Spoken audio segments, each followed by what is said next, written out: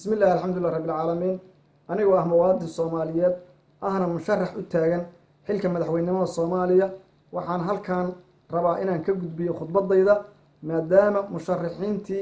أردن أي خطبة هذه السعودان وحان آدي أغحهم هاي إن أنا برلمان كشرفت له خطبة ضيدة له التاجنين دروفتشر أوجد لكن وحي خلاص عن كران برهب بالشدة waxaan halkan ku soo bandhigayaa waxyaabaha haddii aan ku guuleysto xilka madaxtinimo ee Soomaaliya waxa aan qaban doono mudan iyo marwooyin la socda baraha bulshada kala socda waxa aan qaban doono waxaan idinka codsanahay mar labaad iyo mar saddexaadba inaad isiisaan codkiina waana idinka filayaa waxa aan qaban doono waa kuwan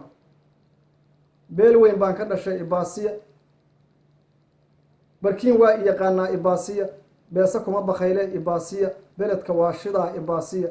badda iska iloobe ibaasiya beec baan hayaa ibaasiya barka kalaan gada hayaa ibaasiya birrigana waa ku darayaa ibaasiya binina kama tegahayee ibaasiya baariis aan booqdee ibaasiya shacabka aan baalmare ibaasiya bujumbuuro aan dege ibaasiya ballanteenna waa maantee ibaasiya berrina ma jirtee ibaasiya waxaan intaas ku darayaa aad iyo aad baad u mahadsantihiin waxaan intaas ku darayaa